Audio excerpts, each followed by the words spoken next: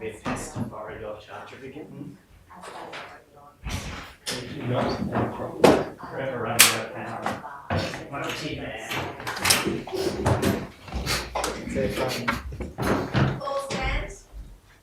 Coronial Court now stands for students.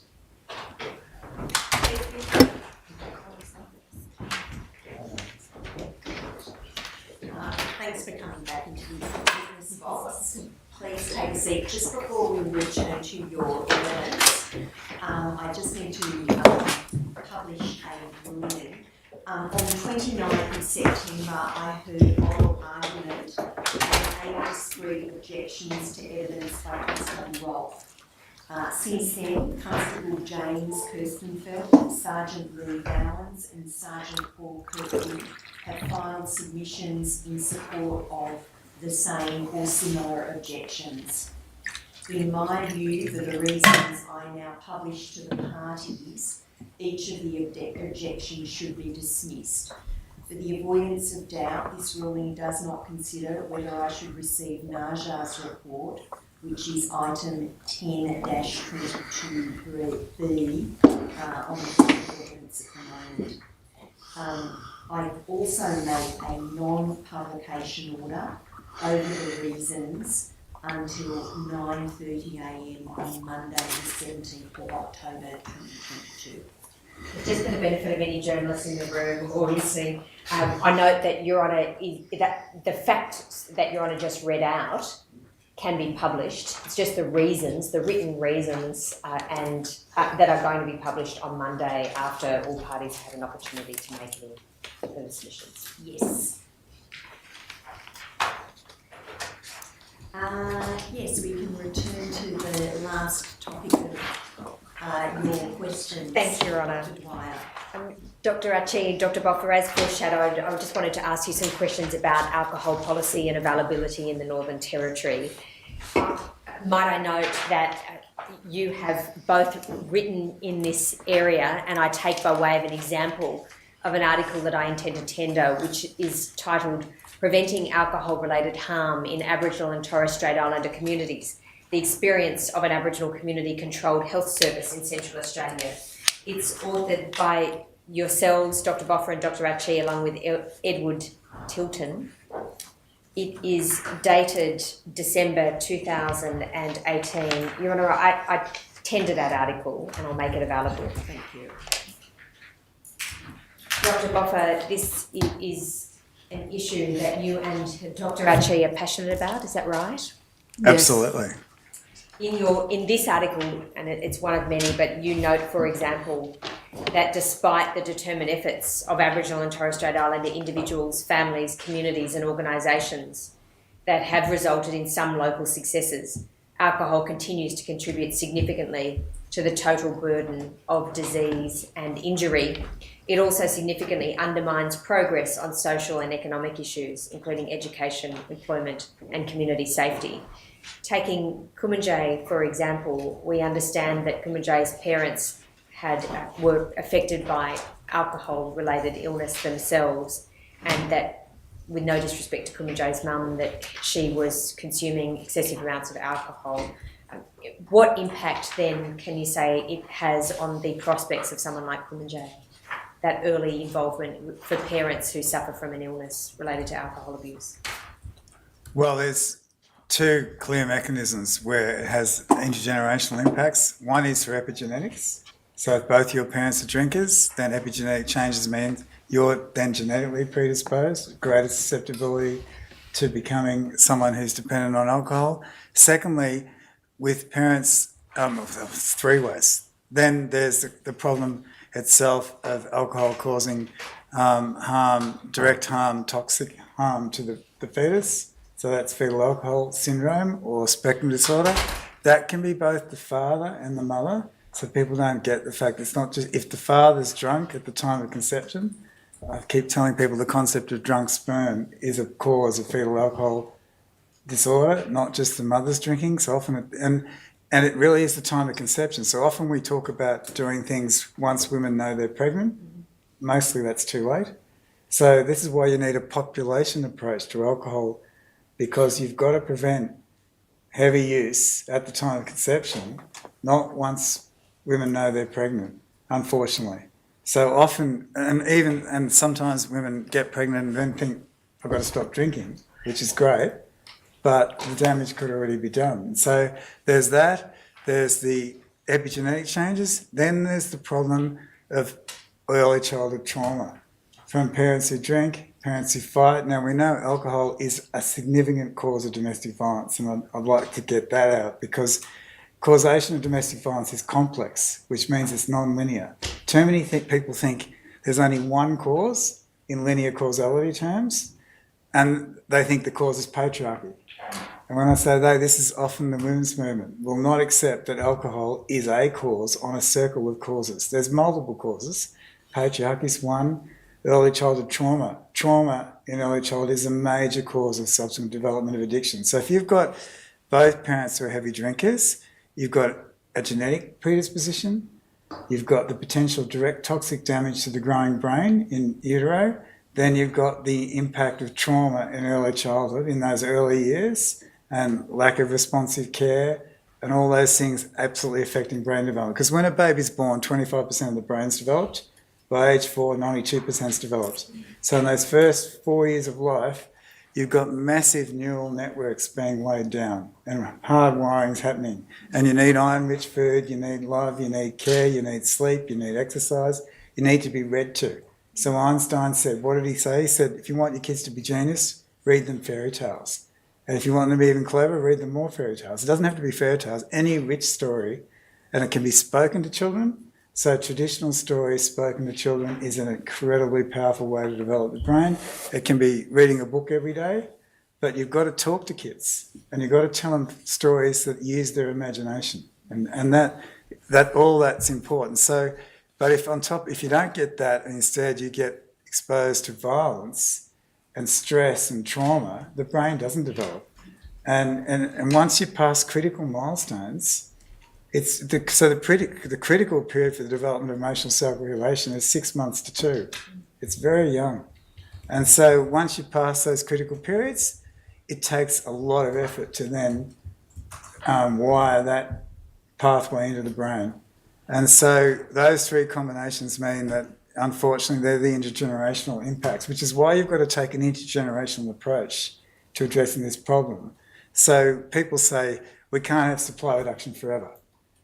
That's true. There's an end point. Once you start seeing the ADC scores improve at age 5, you can then start to say, we're getting there. But if you've got ADC scores like we've got now, we know the next generation of children that are going to have problems with dependency to alcohol, tobacco and other drugs, gambling, emotional dysregulation in terms of getting upset and being violent. It all stems back to this pattern of how the brain hasn't developed properly and how you haven't got the normal ability to regulate emotions. And suicide's another big one. So what happens there is young people who are already struggling with emotional regulation get really upset when they're really drunk, and then you get an impulsive act. It's not something you can easily predict other than at a population level. You know, if you've got young people that have issues with emotional regulation, there's a risk. And the main thing to prevent that is the message, I think, should be, if a young person gets drunk, don't leave them alone. Take them home, hand them over to someone. Don't let a drunk young person go anywhere on their own. And if we all did that as peers and as community, we would have a big impact on preventing suicide. Dr. Goffey, this might seem like an obvious question that follows, but we know that Kumanjayi was suspected, sadly, of having FASD, and that was Kerry-Ann Chilver's concern. We also know that he had some negative engagement with the police and committed some offences of violence ultimately with his partner. What's the relationship between his exposure to alcohol in utero and early in his years, and then consuming alcohol and exposure to violence on his own behaviour? So there could be, a very strong relationship depending on whether he did or didn't have FASD.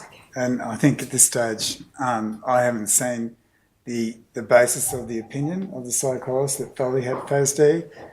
I've only read, obviously quite a lot about him now, and maybe the way he reacted quickly and potentially, sometimes violently, picking up weapons when he was upset. That suggests lack of emotional regulation, which is one of the things. Lack of understanding of consequences of actions is another aspect to this. So, Another really thing that comes out strongly in his history is his lack of verbal skills. Yeah. He had very, very limited language. Okay, well, all those things, and that can be autism spectrum disorder as well. So that's another one of the things we unfortunately diagnose more frequently than the norm in young children. So that, there's a number of explanations of which FASD is one for these behaviours, but all of them add up to a pattern. Early childhood trauma can cause any one of these patterns of behaviour. It could be autism spectrum, it could be FASD, it could be global developmental delay.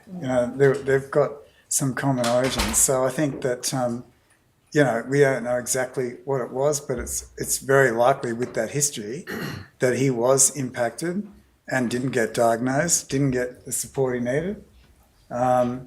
And we could have made a bigger difference with the appropriate assessment, appropriate interventions, if they had happened. So better and earlier assessment and treatment might have avoided that negative interaction with the police. Yeah, but also population health measures on alcohol. If I showed you the data of what's happened to alcohol consumption in pregnancy for Aboriginal women in Alice Springs from 1998 to 2018, it's dropped dramatically to 2018.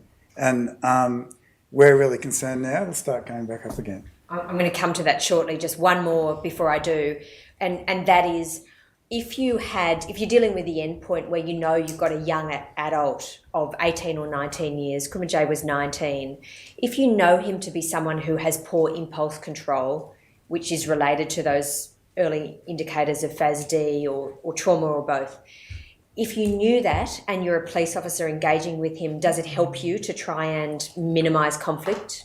Yeah, absolutely. You've got to be extra careful. You've got to be aware of that, and you can be helped with strategies from the appropriate. This is what an OT, speech pathologist, and neuropsych will tell you what you can do and how you can approach someone like that in ways that are not necessarily going to lead to a reaction.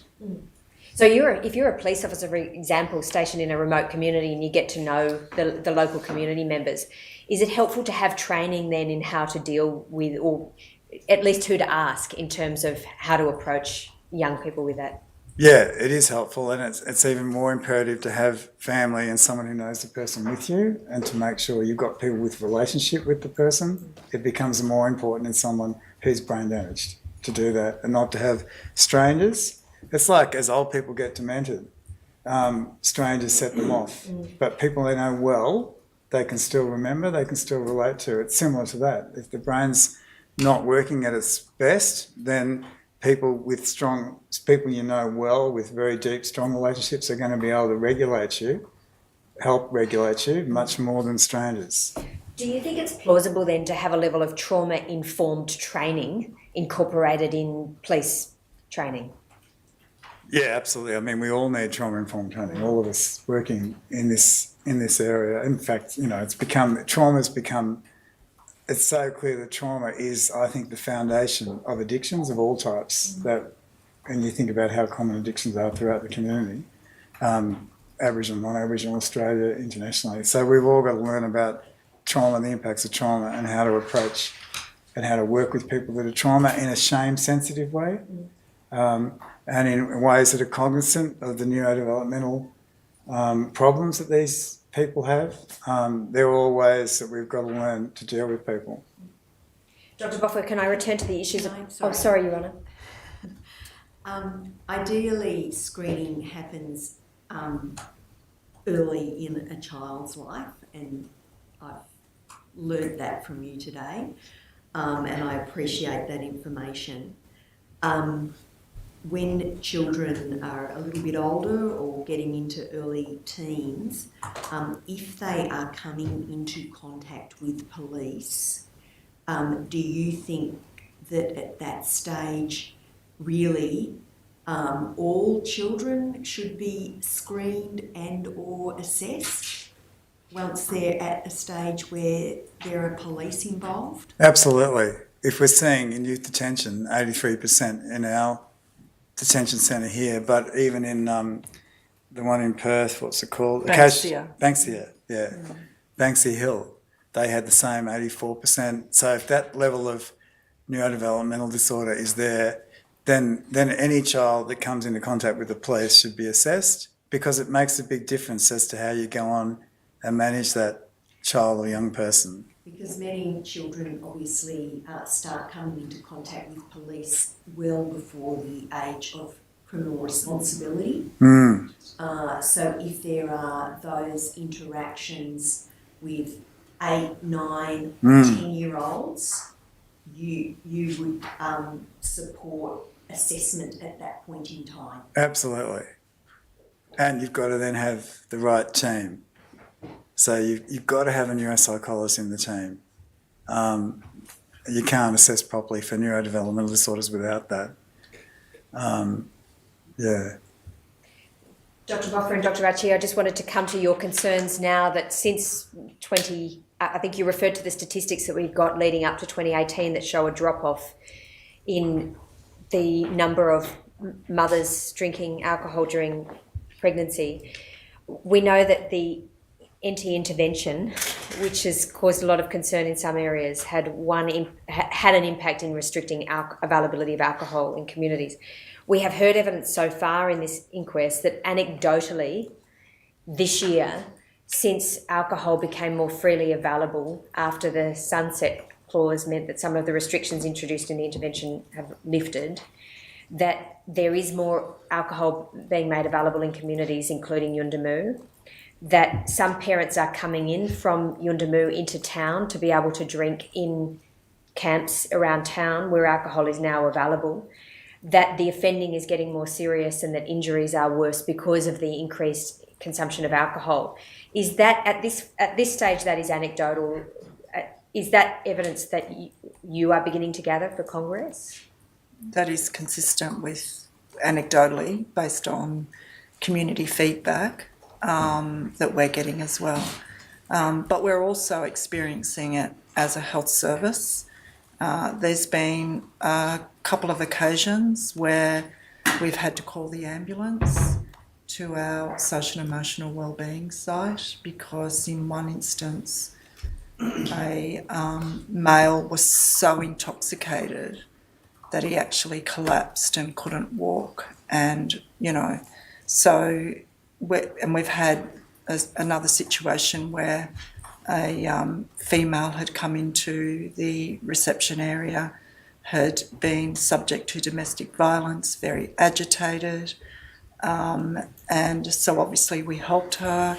But yeah, we're seeing it, and I'm seeing it myself. I haven't seen broken glass on the streets. No, I mean it's not as bad as it used to be, but it's certainly starting to see broken glass on walking paths again, and we haven't seen that for years. Since when, Dr. Rachi? Since the lifting of the Stronger Futures legislation. So what does that, when you say it's not as bad as it used to be, what period do you say was particularly bad? It's probably been about 10 years. So the restrictions that were introduced over the last 10-year period have, in your view, effectively restricted the supply of alcohol into Absolutely. A combination of a minimum floor price, the PALIs, the police auxiliary liquor inspectors on takeaway outlets, has definitely had a major positive impact on the reduction of consumption in alcohol. In the article that I mentioned earlier that you both are co-authors in, along with your colleague, it's noted there at page 2 that the two main approaches that have shown success in Aboriginal and Torres Strait Islander Australia and elsewhere in reducing both economic availability is to reduce the economic availability and the physical availability, to increase the floor price and to restrict supply. Dr. Boffa, is there anything else you wanted to say? Only that, just to correct, when you said the Stronger Futures interventions had an impact, in and of themselves they had no impact. All they did was make alcohol prohibited on town camps and in certain communities. That initially was completely ineffective. What made it effective was an initiative which began from the local police station here to put police on outlets. So it turned that into a supply reduction measure. Prior to that, all it was banning. We didn't support it in its initial form because it didn't work. Because you can't stop. All you're doing is saying to people, you can't drink alcohol on town camps and you can't drink alcohol in these areas. You can still buy it.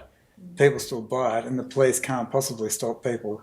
They can't police that. So that was completely ineffective, and it was racially based. But what changed everything was, and we didn't initially support this. We thought this, was clearly discriminatory.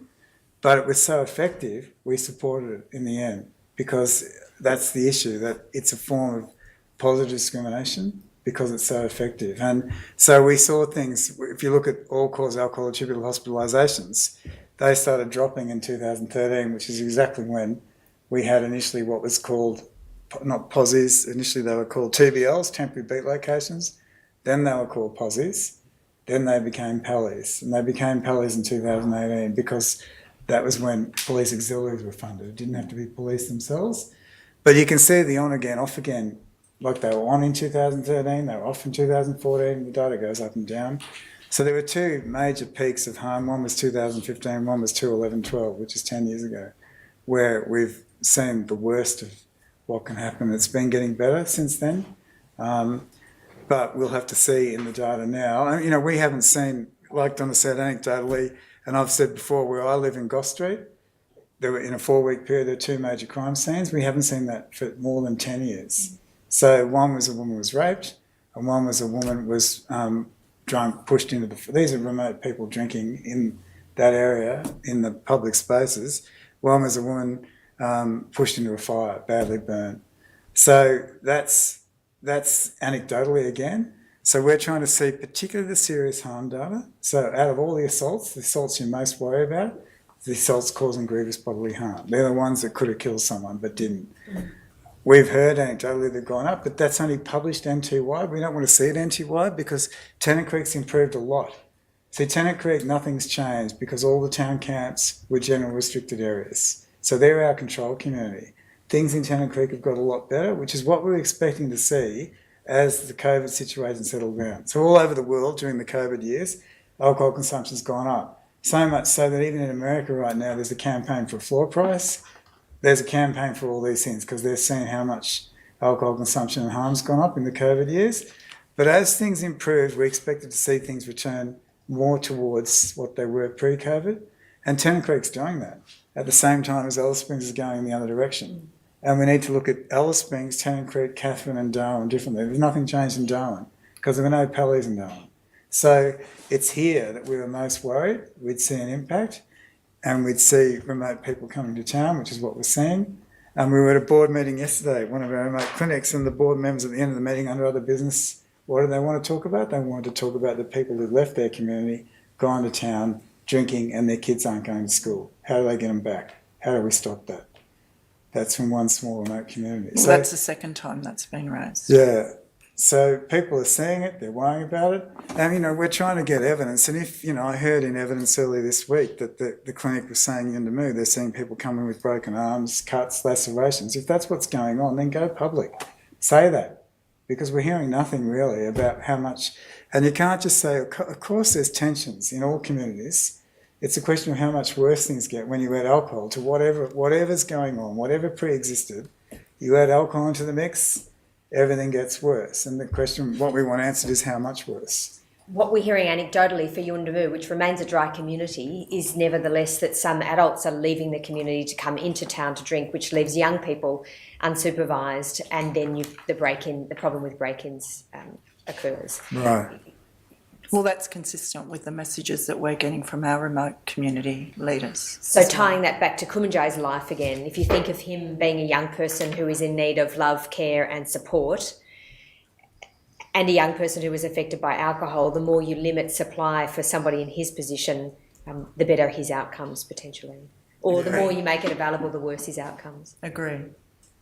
I take it that's a message that's been strongly communicated by Congress to the Northern Territory government. Absolutely, and we've called for, along with a number of other organisations, for the establishment of an alcohol monitoring group that enables it to have government and Aboriginal community leaders sitting at the table and looking at the relevant data that Boff was talking about. So, admissions to hospitals, presentations to ED, child protection data, police data, alcohol-related crime. So we want to be looking at this data rather than this anecdotal he said, she said. Let's have a look at what the actual numbers are saying. Thank you very much, Doctor. Other questions? Yes.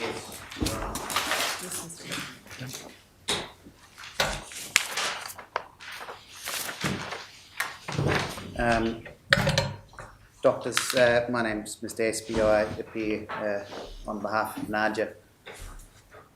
Thank you both for your presence here today, and that was very thorough. Evidence in chief. I'll try not to repeat some of the questions. Also interested as to whether perhaps if we came back to you with the transcript, we could clarify some of the acronyms that we used. Sorry. I think we've settled whether the health or the legal profession has more acronyms. So health wins. And a tennis. And Dr. Archie, just to confirm, and just picking up on something you said to my friend, you're a Bunjalong woman, you're from New South Wales. You've been living and have family connections here in Alice Springs for about 30 years or so, connected into our local Aranda community as well. You're married to an Aranda man. From a kinship perspective, you're white skin, is that correct? That's correct. My husband's Nara. And you're aware of myself and my family. I'm also a white skin, so just to clarify, that would, from a kinship relationship, that would put us as in a sibling or brother and sister relationship. If I was to walk into one of your clinics as an Aboriginal man and yourself as a doctor or receptionist or a health worker, or anyone in the relationship of a brother to you or to another staff member, that might change the way yourself or your colleagues interacted with me coming into your clinic. Is that correct? Absolutely. It would mean you probably wouldn't necessarily be the person to treat me, for example. Exactly. And we've also got specific male and female services for that very reason as well. So some, men don't necessarily want to go to the main clinic or to our general clinics, but would rather go to Inginja, which is a male-specific clinic. And that takes into account some of the gender segregation issues or gender issues that arise in our culture, in many Aboriginal cultures. Similarly, from a social and emotional well-being, if I was to attend for counselling, for example, in one of your services, but I was having some issues with domestic issues with a partner, as someone that you would call a brother, that's probably something you also wouldn't be appropriate for you to discuss with me. Exactly. And you didn't commence a relationship and instantly had all this knowledge about Central Australian Aboriginal culture, be it Aranda or Walpiri or Luritja. That's something you've gained over many years? That's true. That's right. It's fair to say, not only from a personal perspective, but from a professional perspective, that's something that you've seen as valuable and important to get an understanding of that. Absolutely, and I'm still learning, and that was one of the key reasons from a professional perspective at Congress that that I actually thought it was very important to establish these cultural operating protocols. So it wasn't only for our non-Aboriginal colleagues, but also for Aboriginal people who are not from this country. So it was for both. Right. And I have a few of them here.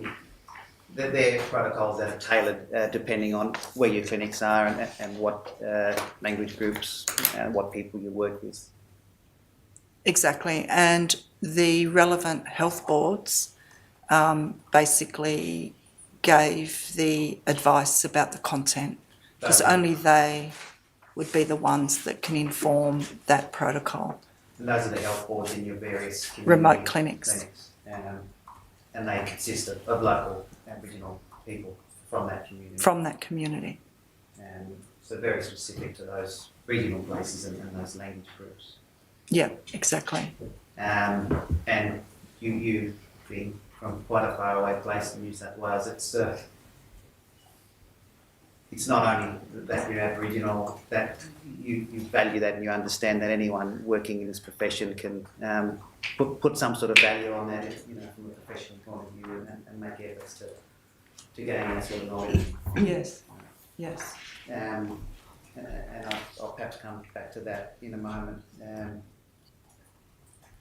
Dr. Boffa, you made some comments earlier in your evidence about, and perhaps many Aboriginal people would have felt the comment you said about some of the concerning evidence you've heard through this inquest relating to payback, and your understandings of that suggestion that Aboriginal people being enraged and angry would and attacking non-Aboriginal health workers or police or anyone is in any way related to some of the traditional forms of payback and restorative processes of Aboriginal people. And you understand that through your many years of working in this region and learning from Aboriginal colleagues and friends, is that right? Yeah, in 34 years I've never ever heard of that ever happening to a non-Aboriginal health professional. In fact, quite the opposite. I've seen many examples where Aboriginal people are incredibly forgiving and accepting that health professionals doing their very best sometimes don't get it right.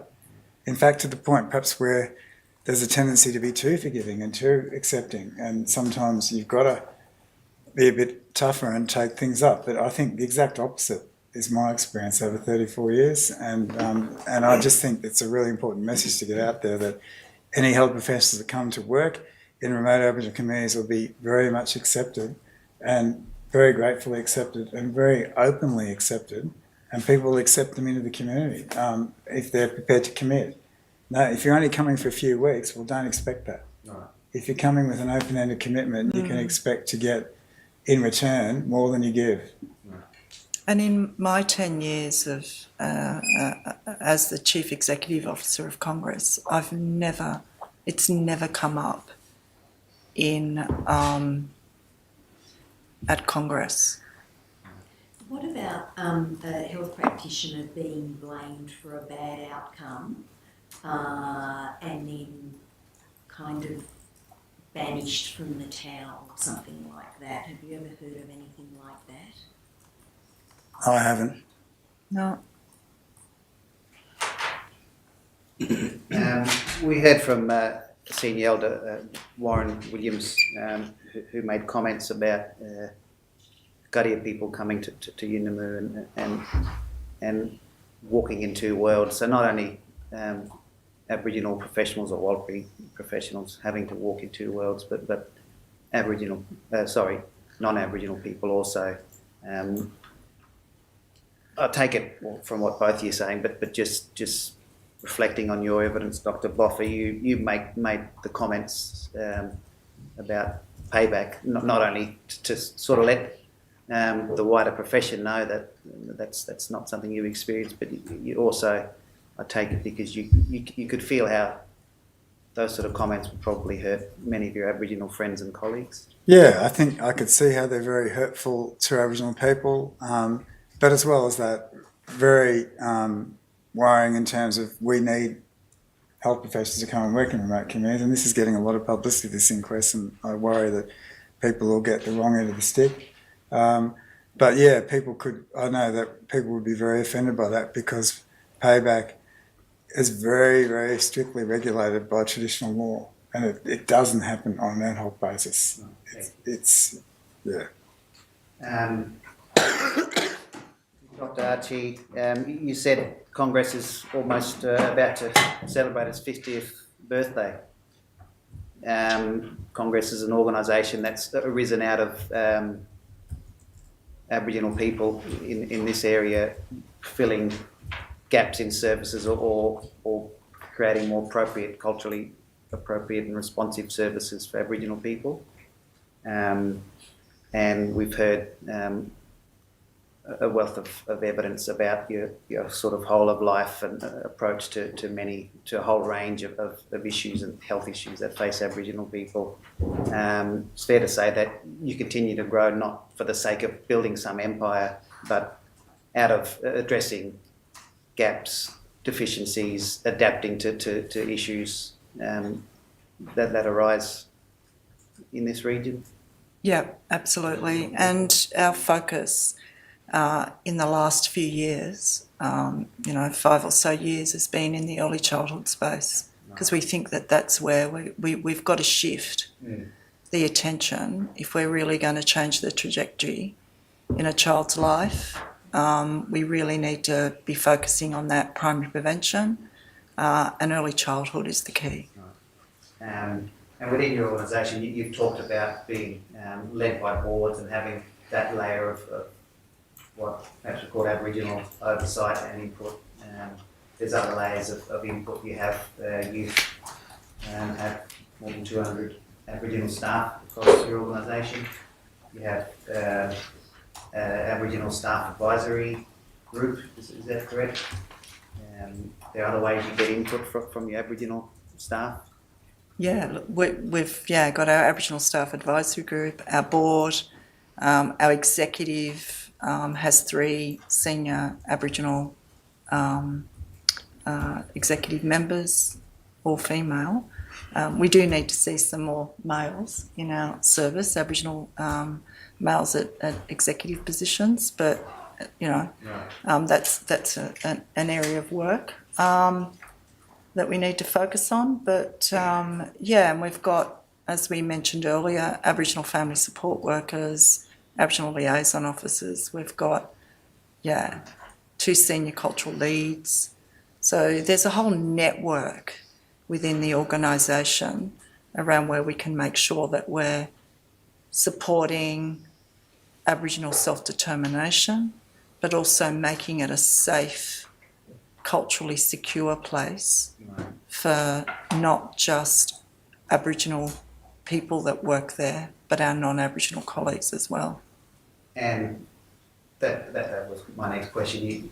Having all those supports where you can't fill a role with an Aboriginal nurse or doctor, etc., you're quite comfortable in the advice, the inductions, the processes you have to support your non-Aboriginal staff in getting an understanding of the people they're working with.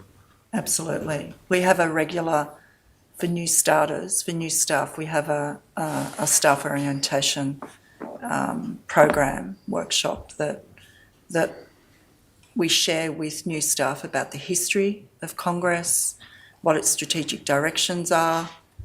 Dr. Boffer goes into the political economy of health, so you've heard a bit of that today. You and others have done a good job in educating Dr. Boffer as well. Absolutely. Today. more broader than Congress, there's other networking opportunities, capacity building and training opportunities for you and all your staff through connections across the territory with AMSAN, which is Aboriginal Medical Alliance, and then National NACHO. And you seem to have quite good retention of both your Aboriginal and non-Aboriginal staff. Actually, our Aboriginal staff retention is better than our non-Aboriginal staff. But having said that, in terms of our GP workforce, what's our average length of stay off? Is it 9 years? So even though we've got a GP crisis at the moment, we do have a cohort of GPs in Congress that have been with us for quite some time. Right. And 9 years is a long time, not only for community having a familiar face, but for the corporate knowledge of your staff and your clinics.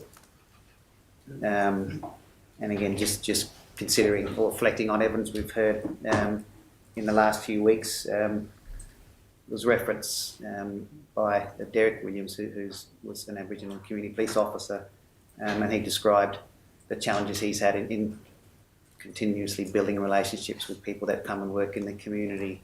He described them coming and he's putting all this effort into giving them knowledge, and then, as he describes it, bird feeding, that they take all the seeds and off they go. You understand that sentiment? Absolutely. Very frustrating. So your remote clinics, similarly, you have relatively good retention of your staff? Oh, I think it wax and wanes, but we do have the opportunity to relocate, remote health staff across the clinics in our remote areas. But we're not immune to the challenges of workforce in our remote communities. So we're lucky enough at the moment, like we said earlier, that we've got one FTE GP vacancy at the moment out of 20, but we do have, of that 20, we've got 4 that are locum GPs. But Right. Mr. Espy, I know the time. I'm not sure. I think there are some other people who do have questions, so I'm not sure how much you've got left. Probably 10 minutes, Ron. I'm not sure how I long. don't Lost think track. you've got 10 minutes. 2 minutes. Okay, 3. I don't think I'll be anything, Your Honour. Thank you. And I'll have as much as I'm allowed, Your Honour. I have 20 minutes, I'd say. okay, Ray, you've got 5. And we might just need to sit a little bit more. Yes, perhaps just some quick questions. You've heard some of the evidence and you're aware of what's happened, particularly some of the evidence today. In making a decision about reducing your services, because you say you've never had to totally close any of your clinics as a result of safety concerns, but you will only make those sort of decisions with local input, with your staff, including your Aboriginal staff, and your Aboriginal staff in a remote community clinic would most certainly include the local staff that come from that place. Yeah, they would, definitely. Treat them any differently to No. the other staff.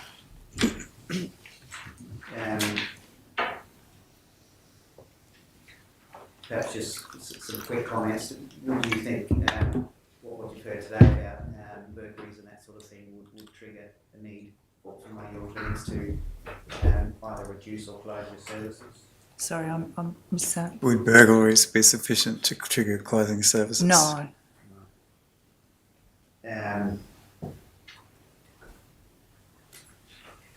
And some of the alternative arrangements you took into account in the Mutjulu situation included relocating 20 or 25 minutes away. Do you think your decision would have been different if you didn't have such a short distance to travel? For example, being an hour away, would that have made a difference to the way you responded?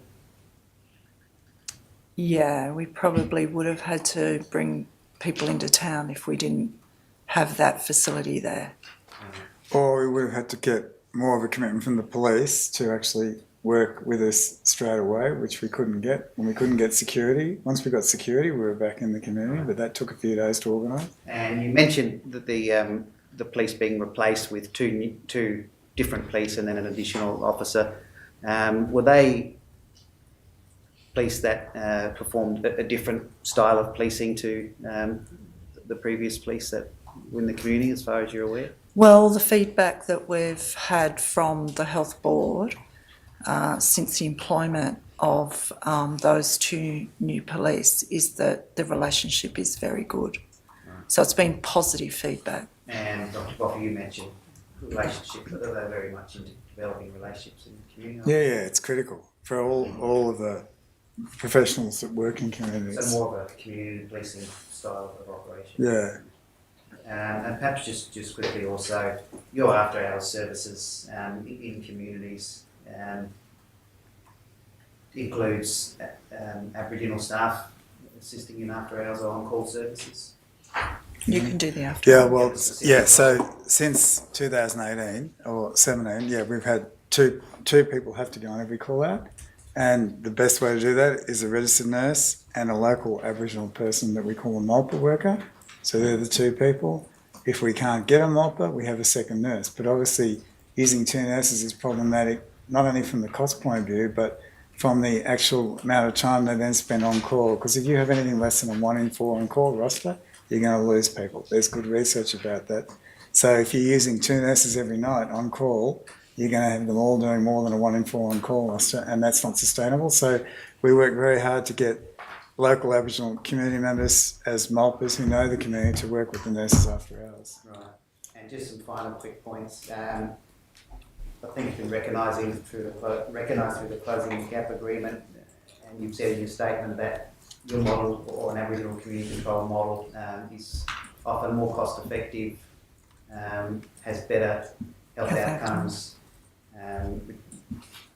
Agree with those two comments? Yep. And more, it's going to have a social and preventative programs, it's going to have advocacy on the social determinants. I'll get on with that. We don't need to reinforce what's already been said. Perhaps I have run out of time. Any more questions, but I'll leave it at that. Thanks. Mr. Umar. Thank you, Mark. Thank you, Doctors. I'm the Prime Group Committee, which is the Justice Committee at Unimoo, and you're probably aware that there's likely to be people from there watching now. And just got one question. I'll just reduce it to one question. It's about the idea of Unimoo coming within the auspices of Congress. And that's why I mentioned the live streaming, because your comments may be useful for the community right now and will be useful for our submissions later. So could you just comment on this idea of the practical reality of Unimoo becoming part of Congress, if that was possible, what Congress's attitude to that would be, which I think is very obvious from what you said today. And finally, to incorporate that answer into what you, Dr. Chi, said about the need for a strategic move, which sounded to me like you're saying a number of communities should join at once with a more significant approach than what's happened till now, where a maximum of 3 communities can join at any one time. Yeah. So Yes, if you could that's just right. comment on that for the benefit of Coronial and those listening, that's the question. So we support if a community is making a decision that they would like to come to Congress, then we will obviously consider that very seriously. We need the community to write to Congress and formally seek that request. And then there's a process in facilitating that, like a government process, because it's all part of the Pathways to Community Control policy framework that operates in the Northern Territory with, as I mentioned earlier, the Northern Territory Government, the Commonwealth, and the Aboriginal Community Control Sector, which is AMSAT, that represents the health services across the Northern Territory. So there's a process for that transition. But like I said, I think that the process so far has been quite slow. And I think in light of the fact that there's been not just an approach that would possibly come from Yuendamu community, but we've had approaches from other remote communities in Central Australia, that I think that it needs to be done strategically, and not just this sort of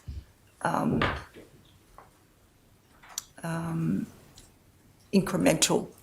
By incremental, you mean, for instance, if the leadership group at Yuendamu wrote to Congress, that would be an incremental approach, but you're saying you really need it to be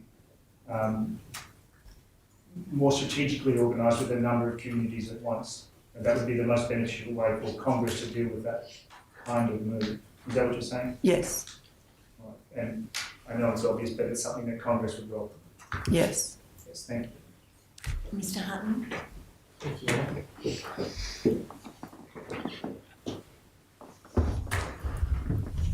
Dr. Boffer, Dr. Archie, my name's Tom Hutton and I'm appearing for the Department of Health in this inquest. Hi. Hi.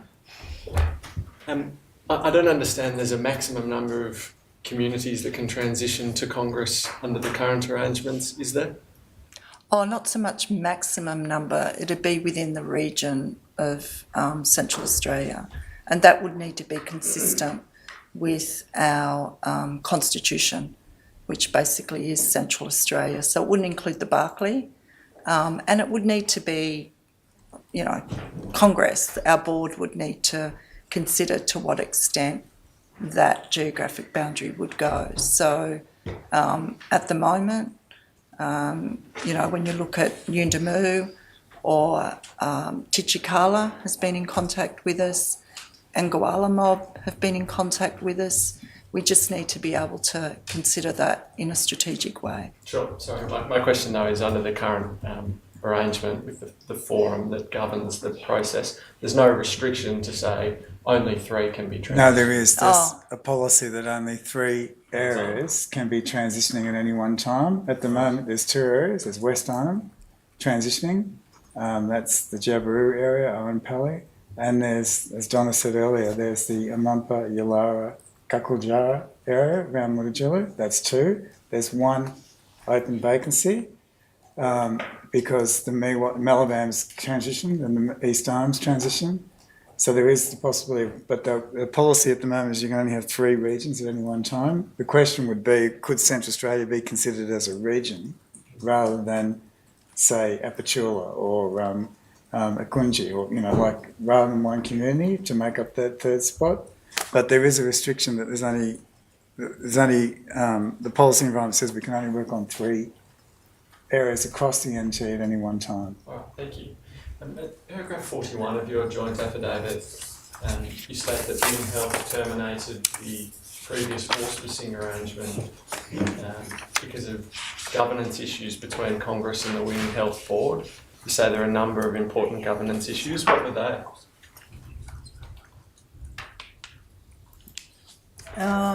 Well, there were issues around not what we considered good governance practices, and we tried to work that through with the board, and in the end we didn't get resolution on that, and the board made the decision that they no longer wanted Congress to be their auspicing service. Can you explain what those governance issues were? Well, there were issues of meeting in Alice Springs and meeting more often than what was needed. I'm not sure. From our perspective, from Congress's perspective. That there was more meetings than what you thought? What was needed. Right. And that was the extent of the disagreement, or were there other issues? We had a health service manager that was operating in a way that we felt was also not necessarily consistent with our management practices as well. So in questioning that, then caused a level of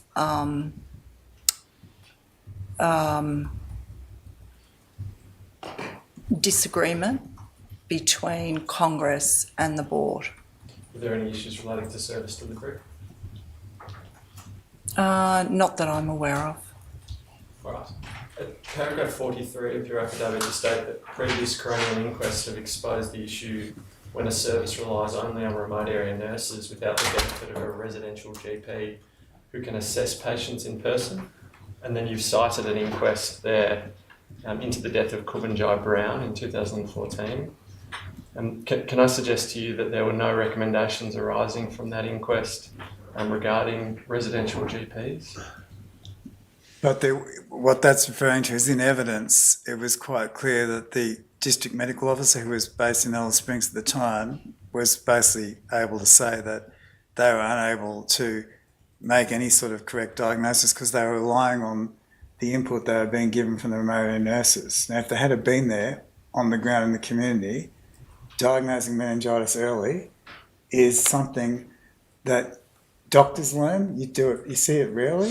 It's not common. It's a difficult diagnosis to make. You couldn't expect remote area nurses to pick it up early from the experience and training that they have. Remember, there's no special, remote area nurses can be nurses straight out of, they can just graduate and go remote. There's no extra qualification to becoming a remote area nurse. It could be a very junior nurse. So the issue then was, if a doctor had been in the community, there was a much higher chance that that young man would have been diagnosed and not sent home 3 times from the clinic.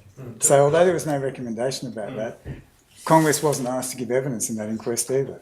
So there was no perspective given to the coroner at that time, like I'm just sure giving Her now. Honour will defer to the findings rather than... I think there's an issue about the process, and I've complained. I'm happy to hear it because Okay. it's difficult in inquests to know who the experts are to Sure. bring the right evidence to the inquest, and sometimes findings are very limited to a narrow perspective of issues when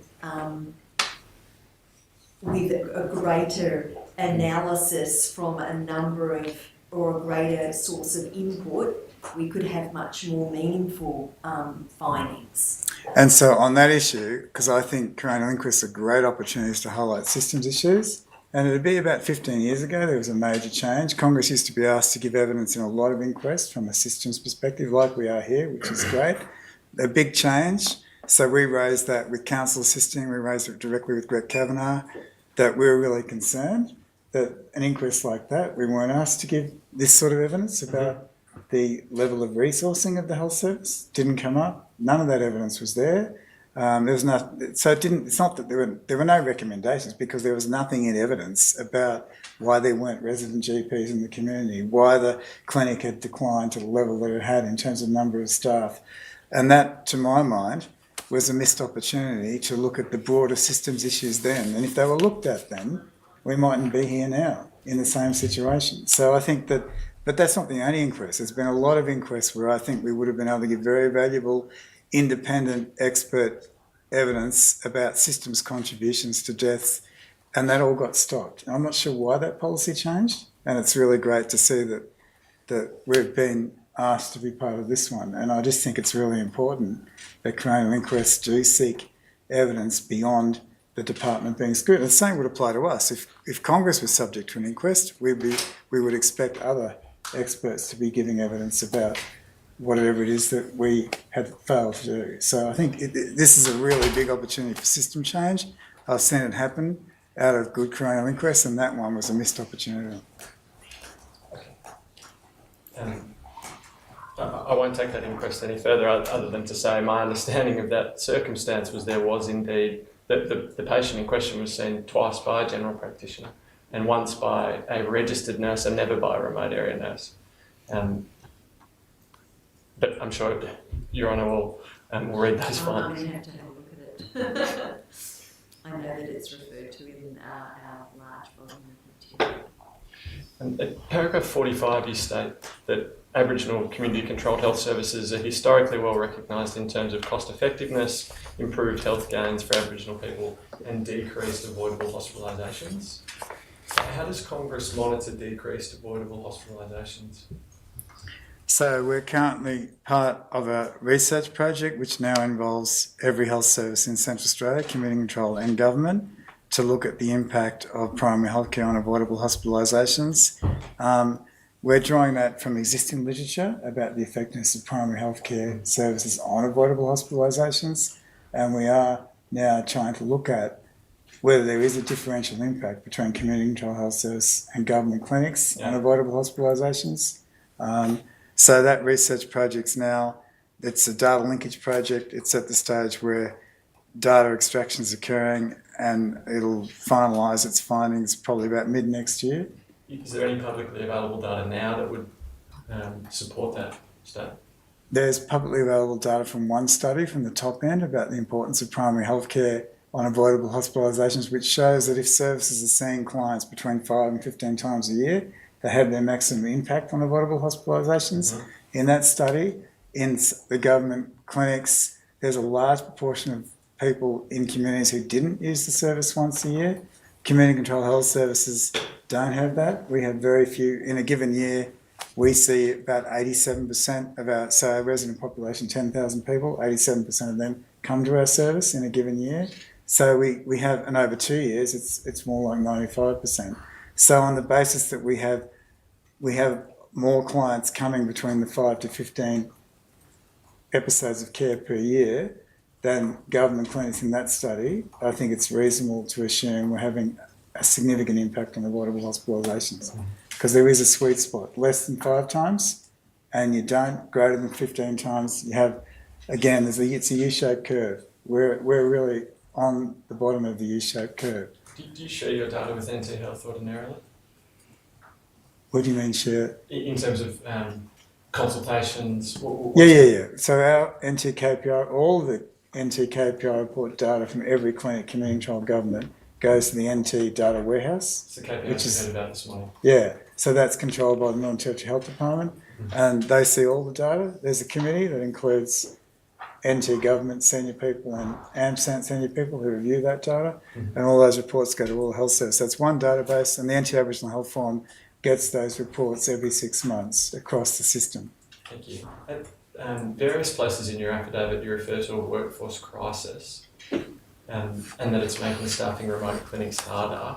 What are the vacancies? What are the vacancy rates at Congress in remote clinics currently? Do you know? Do you want it? Oh, in remote clinics. So it was 20, it's about 20, so we've got 20 remote area nurse positions, 12 of them full-time occupied. 4 of them have got locum staff in them, and 4 of them are unfilled. So in terms of unfilled, it's 20%. I think that was a GP spot. That was nurses. Okay. Yeah, and so 4 of them are unfilled, which gives a vacancy rate of 20%, but there's 4 with locum staff in them. Mm-hmm. For GPs, we also have 20 FTE GPs across the whole of Congress. Mm-hmm. In September, we had 20 FTE, but now we've got 4 vacancies in our GPs, of which one's in a remote community. And as you heard in psychologists, we've got 11 FTE with 1 FTE vacancy. And the 1 FTE vacancy is for the psychologist in Yalara? No, that's a new position. That's a new position. Yeah. How long have you been recruiting for that position? We haven't started. I don't think we've actually advertised. So we're still in the process of setting up that new satellite service. We're just about there. We've got accommodation from the resort. They haven't actually advertised yet for that position. That's the Headspace one. Yeah. That's over and above the 11 FTE. Can I ask you? So I haven't, and we haven't got the data in front of us for our town-based nursing positions. That was just the 20 for remote. Sure. Oh, you were right. Can I ask you now about the outreach, remote and isolated safe work practice policy and the procedure of the same name, which are next to your affidavit? Those documents were issued on 1 February 2017 and approved by you, Dr. Archie, in your capacity as CEO. Did Congress have a policy for remote worker safety prior to that time? No, that's the comprehensive one that we've done. And what prompted the introduction of these policies? Sorry? What prompted the introduction of these policies?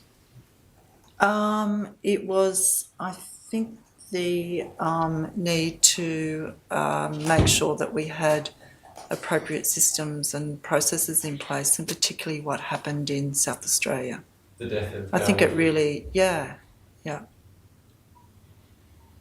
The introduction to the procedure, which is at page 87 of the affidavit, states workers working in outreach, remote and isolated settings face a particular set of risks associated with working in environments that do not have access to normal safety arrangements, as they are away from access to rapid support from other staff and emergency services such as police. Workers face a number of potential risks to health and safety, including transportation to and from where the service is provided, working in unfamiliar environments, working in isolation, possible delayed response by support workers. So you've set out there that the safety arrangements that many of us take for granted in more urban settings are not as prevalent in remote communities. There's also, additionally to that, a wealth of literature, isn't there, that says that the risks to safety in remote communities are also higher. Yeah, but that's true. But we've also advocated for many years that wherever there's a permanent resident nurse, there should be permanent police. Mm-hmm. And we're really concerned about the inequity in the distribution of the police workforce. So Alice Springs has one police to less than 100 people. Tennant Creek, it's close to 1 to 50. But think about that, 1 to 100. You go to most remote communities, Butcher, which is 230 people, no police. Mm-hmm. Santa Teresa, 600 people, police aren't there all the time. Mm-hmm. Alparulan, 500 Lake people, Nash, no no. police. So here we've got a really severe inequity in the distribution of police. It would really help us a lot to maintain the safety in our remote clinics if we had adequate numbers of police and a ratio that was worked on in the same way we work on population ratios for health professionals. We should have population ratios for police, but government, having presented that as a good idea, you can see why they don't think it's a good idea, because you either have to redistribute police out of the urban centres or you have to find a lot more money to put police in remote communities. And I think, but it is difficult. It's a challenge to run a health service in a community that doesn't have police. No doubt.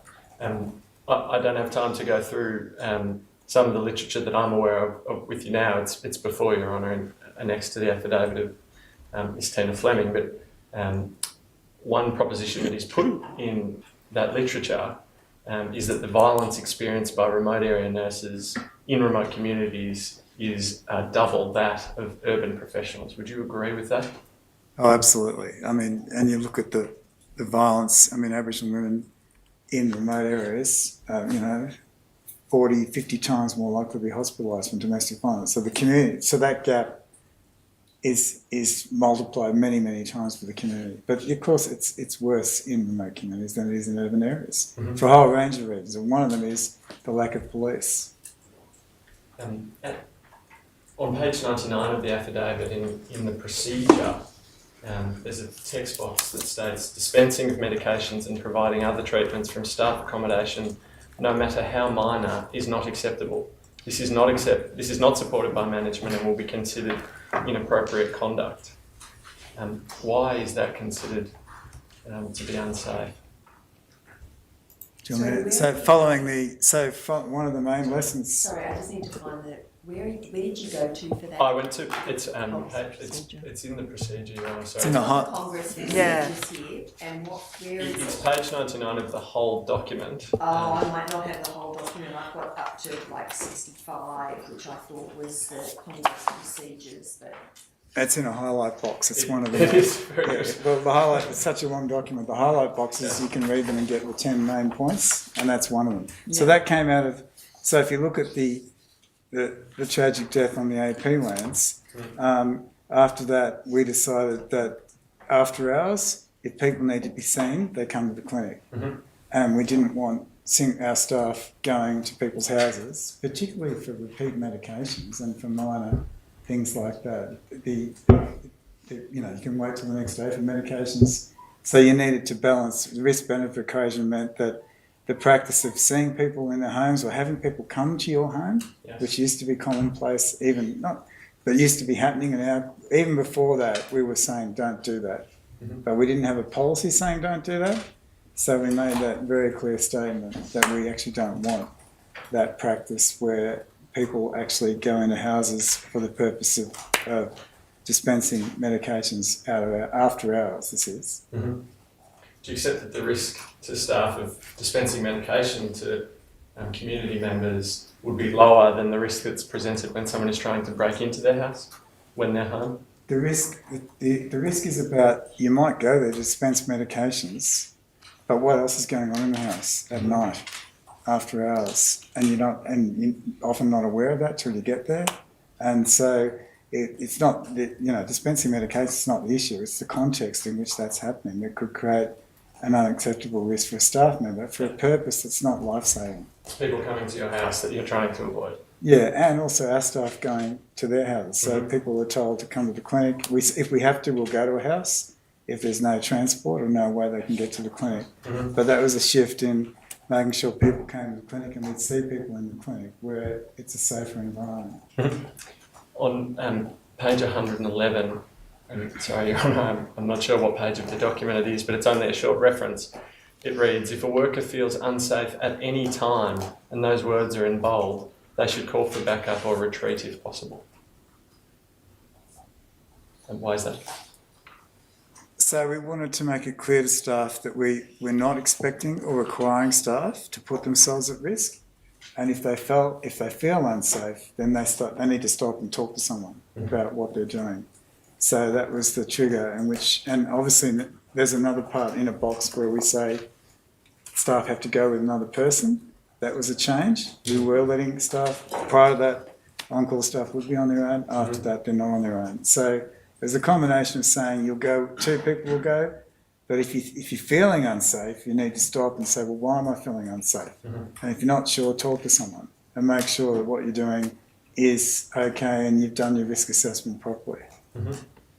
And the procedure then continues on to the considerations that may apply to a reduction of services, and it states indications, and this is on page 133 of the entire document. I'm sure I've got it here, I just can't find it because I'm going like by the number is like 3.1. Yes, I think this might be 8.1 from memory. Sorry, 8.1. No, that's what I had thought I remembered. Decision-making process. No, I beg your pardon, that's 8, Your Honour. Section 8. Temporary reduction or withdrawal. Thank you. On which one? Have you got a copy of that? Which one? Which document? The procedure? The procedure itself. What number is that? Section 8. Section 8, yes. It's page 48 of 65 of the PDF. Yep, got it. Indications for any reduction to normal service provision include, but are not limited to, community violence, individual threat towards the health service, inability of Congress to resource. What does the, and I note this is by way of example rather than exhaustive, what does individual threat towards the health service contemplate? Well, it's really referring to the threat of interpersonal violence, threat to safety, personal safety. A threat to a person's safety would be grounds to consider a possible reduction of the service. Yeah. And which is what, in the Mutijula situation, that did happen inside the clinic, where the violence was such that staff were physically threatening. Okay.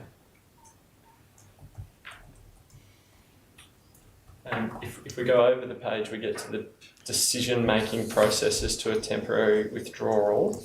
That's at section 8.1. And in the second paragraph, it requires a risk assessment to be completed. Is that what I take from the first sentence in the second paragraph? The decision to withdraw service from a given community needs to be ultimately based on a current risk assessment. Mm-hmm. Is there a document that Congress uses for completing a risk assessment like that?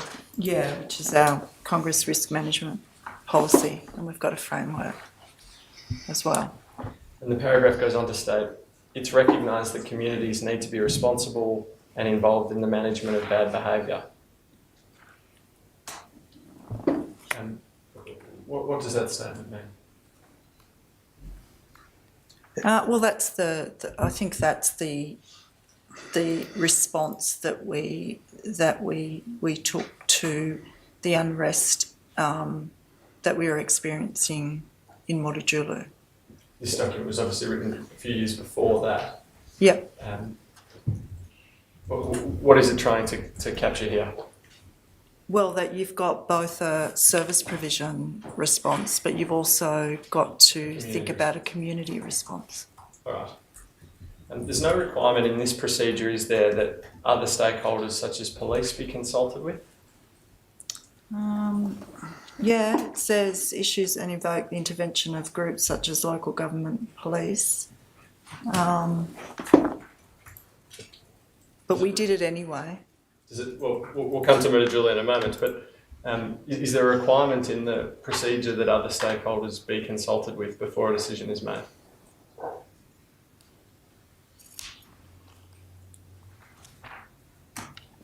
I think it is in that paragraph. It mentions police, local government, other stakeholders. And that's what our practice is. So whether it's clear enough in writing, it's those stakeholders are mentioned and we always do it. There's never been a time when we've had, and it's a combination of you meet with the community, what can they do? What's their part? They've got a part to play. The health service has got a part to play. The police have got a part to play. And sometimes local government have got a part to play. And sometimes other organisations like MPY Women's Council at Mutijulu or a range of other stakeholders. So you identify whichever stakeholders have some sort of role in community unrest, community violence, and involve them all. Certainly my read of the policy is it doesn't require any consultation. It suggests that they may be involved because they're wider community issues, but should the policy make clear who is to be consulted before a withdrawal occurs?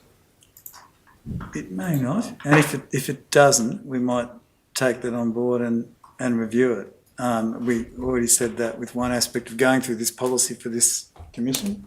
It's an opportunity for everyone to review what they do, including us. And I think if you've had a good read of it and you reckon it's not clear, we'll have a good look at it and we'll make it clear as crystal. And the other thing we wanted to make clear. Responsibilities for clinic manager and Congress medical director be actively involved in ascertaining relevant details about the situation.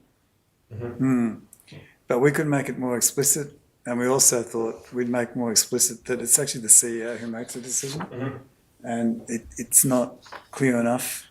That was another thing we thought about. So there's a few things preparing for this has got us thinking about in terms of this improvements we can make. Sure. Can I ask you about Mutijulu in particular? So who did make that decision ultimately? It was myself as the CEO in consultation with the board. And do you recall now the date that decision was made? Oh, no. I think it was, so when we said the weekend, the clinic was closed on the Friday. Yes. As well as the weekend. The clinic, the staff were in the clinic on the Friday though, but the clinic was closed.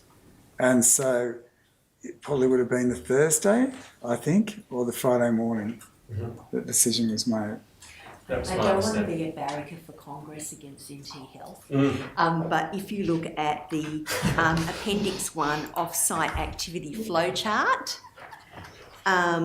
what page is that, Your Honour? I don't know the page, it's Appendix 1. Well, I couldn't possibly read. Just have a look, it's only a little bit further on. Yes.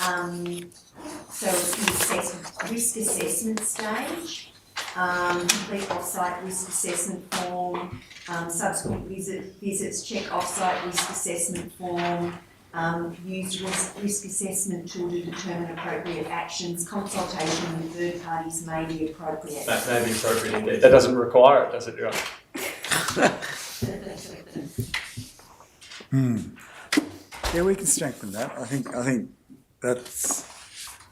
it's happened. We've done it, but I get the sense you won't be in trouble if you don't. But, no, But I just, I obviously these documents contemplate a whole variety of risk, and this document includes, running away in the face of risk, in which case there's no time for consultation. Exactly. So it depends Of on the course. circumstances. Yes. If you need to run and flee, Yes.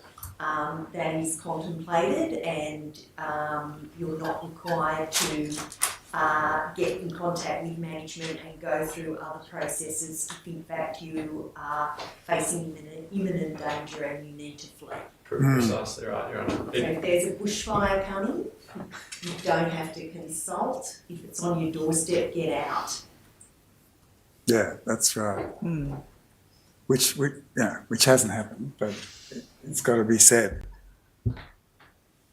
And Dr. Archie, you mentioned in your evidence earlier that the situation had been building before the withdrawal occurred in Mutijulu. Was there a community meeting held before the withdrawal? Yes, there had been other community meetings, and so that the additional one that was part of our strategy was an additional community meeting to say, from a health service perspective, this is, serious.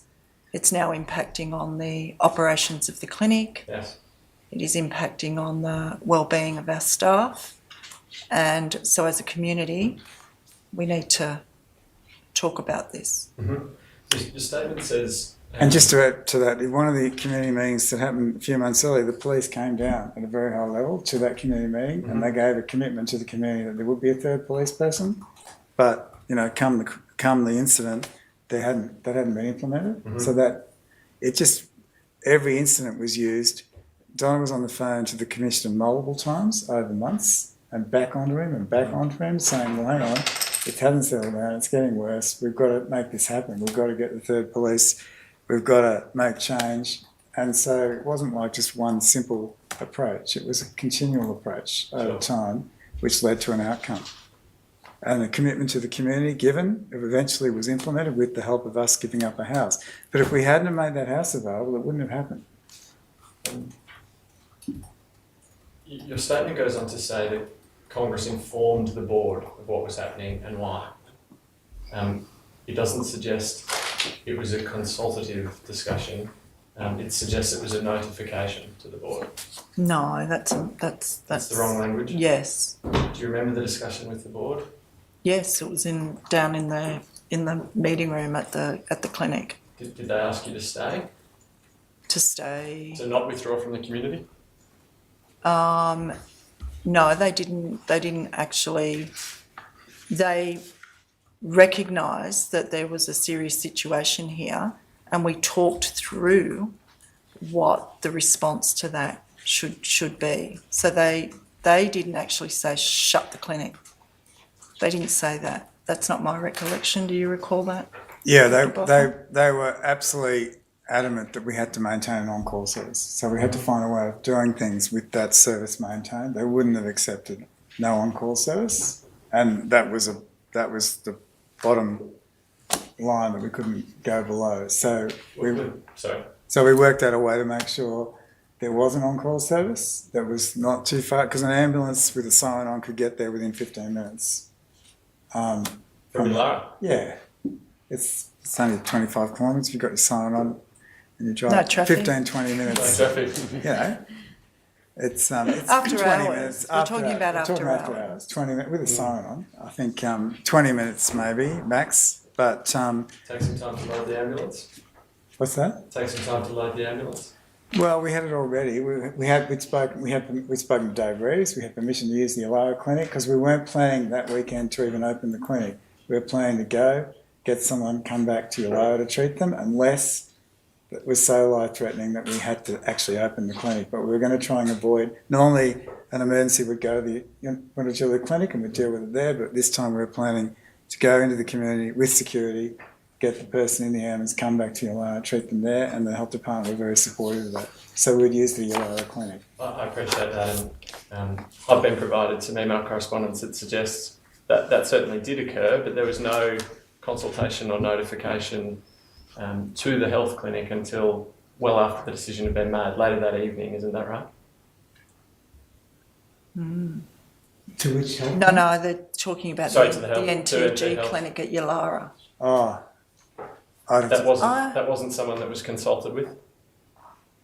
I can't answer that. I think whether it was Dave- before. Mr. Hutton, are you suggesting that Congress's procedures could also be improved, or I think they could learn from that experience? I think we can all learn from these experiences, Sure, Your Honour. sure. I suppose we've spent the better part of the week, in fact all of the week, with people asking our client about the completion of written risk assessments. Sure, so both- you're both- suggesting that we've identified some problems in Sure. NT Health and they're not isolated, Indeed. likely not isolated to NT Health, and that hopefully anyone who's in a health service provider might pay attention to these proceedings and go back and check their own procedures. Certainly. And perhaps other service providers' procedures could also be strengthened. Yeah. But NT Health is not alone in perhaps having procedures that are either from time to time overlooked or when put to the test could be improved. Precisely, thank you. You've But in answer to simplified your it. question, my understanding is that David Rees and the clinic manager at Yalara knew we were going to use the Yalara clinic by Friday afternoon. After That's- so the email correspondence would suggest. I object. It doesn't go anywhere, and it's impossible for these witnesses to answer the Oh, question. I'm happy for them not to answer that question. Can I ask you this? Was there a written risk assessment completed? There was a risk assessment done using the same framework you talked about before: operational risk, reputational risk, the same matrix. Whether that was written, I'm not sure. Yeah, I mean, that would be an interesting document, I'm sure, for NT Health to receive, if it's possible. Do you do a written risk assessment? Is that what I haven't read it in enough to, I have read that document and I have looked at some of the attachments and some of the flow paths that you've identified. Do you know if you require a written assessment? We haven't got a written pro forma as such, but we use it as a guide in order to make the decisions. And we minute the meetings that we had where we had the discussion about the risks and risk benefit. Yeah. How do you consider the risks, if you have an approach, within the community itself, the health of the community? How is that taken account of? Mutijulu in this So, for instance, I mean, every time, if you were to ever withdraw an on-call service, that's potentially creating a life-threatening risk. And the larger the community, the more chance there is that that risk will be realised. So we're very aware of, the consequences. We've got the same risk matrix that you use, that everyone uses. And so you're balancing all the way through what your actions are, what you're leaving. Obviously, we continued the emergency on-call service and stopped everything else and looked at the risks of what that would mean if people didn't get medications for a few days. All those sorts of things were taken into account, versus making sure we were there for any life-threatening emergency, but we're happy to accept that people with infections, people needing daily dressing, some of that wouldn't have happened for those 3 days. So that was the risk-benefit equation. So all that was talked about and taken into account. Do you recall whether the two nurses who were withdrawn from Mutijulu were Indigenous? I think it was more than 2 nurses at the I thought that time. was your evidence earlier. I beg your pardon if it was more. Was it? I thought it was. We had 4 nurses in the community at the time. One was on leave, but I think it was 3 that moved. And I think at the time we did have 1 Indigenous nurse, and that Indigenous nurse was one who was thinking she'd stay, but did agree, did come out initially with the staff, but pushed to go back as soon as she could, along with the clinic manager. And so, Because her husband was with her. She asked to remain in community, but it was considered unsafe for her to remain? I think we let her remain in community because we her did. husband was Things there. had settled. Yeah. She remained in community? Yeah, Yes. she remained in community, but the clinic wasn't open that weekend, but she remained in community. Okay. And we had the security guard there on the Monday, so it was a Monday. Yeah. Oh. Yeah, but we opened the clinic again on the Monday with Yeah. security there. And the resort helped us get that security. Otherwise, we wouldn't be able to get someone as quickly. But her husband was police, is that right? No. Anyway, she was safe. She felt safe in her house. And when did the security Nina. guards arrive, if you can remember? Monday for the clinic. Yeah. Oh, beg your pardon. When did you first start using security guards generally? That was the first Mutijula. time. We haven't used them much historically, but this was the first time, and we have used them at Uchu recently. And I understand Congress has also withdrawn its staff from Hermannsburg. Sorry. No, I understand that Congress has also withdrawn its staff from Hermannsburg. not that we know of ever. Yeah, October 2017. Not recently. Not that I know. All right. At paragraph 68 of your affidavit, you stated that you undertook an audit to ensure that staff are not subjected to repeated break-ins. Do you recall what measures that audit found to prevent repeated break-ins? That audit is still being looked at within Congress. All right. We're currently considering the draft report, but as an immediate response to the issues around security, what we did do was increase, we installed duress alarms in staff housing, also in the clinic was also improved the security between reception and to the consult rooms. And there was also improved fencing in the At staff staff housing and improved Improved, Your Honour. fencing. Yeah. Fencing. So And- just improved fencing. Improved, yeah. And installation of lighting, because we've been told that having good lighting would have a positive impact. So we immediately undertook that work, while at the same time getting an independent person who's got expertise in security to do this risk assessment for us. How long has this audit been going on for? We've only just got the report recently. Do you know when it was commissioned? Oh. Do you know, Paul? Earlier this year. All right. And you said that you immediately made those improvements. Did you have to go through the Department of Housing, or how did you get immediate improvements? We did the actual necessary applications, And they responded. yes. And also included some extra crim safe windows. And some of the properties with fences had no fences before. So, you know, we're talking about fences that are low level fences, not. Not colour bond. Yeah, not. Colour laid horizontally, Yeah. Just final question. Do I understand from your evidence before, in a response to a question from Her Honour, that you have never heard of a non-Indigenous staff member being asked not to return to a community following a critical incident? Not in any of the health services that I'm familiar with. What about non-Congress health services? I might know of one in the top end where it happened. Just one? Just one. Dr. Archie? No, I'm not aware of anyone. Thank you, Anna. Oh, Mr. Martin. You're right. So, I'm sorry. I had just one question. I need 60 seconds. Dr. Archie, Mr. Espy asked you just to date the cultural approvals.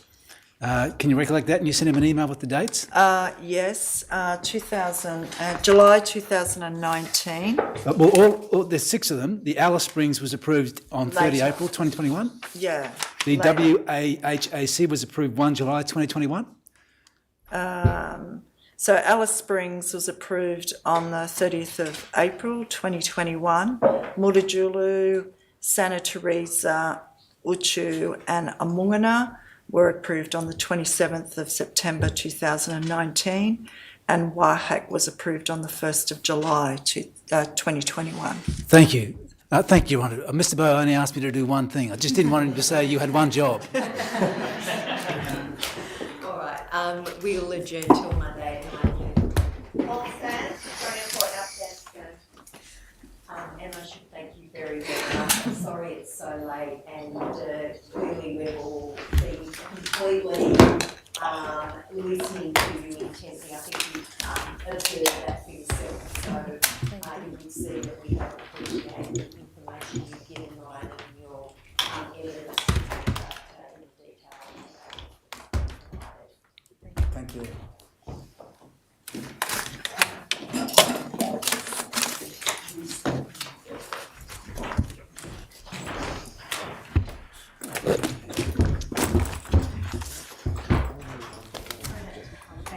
That's all right. We'll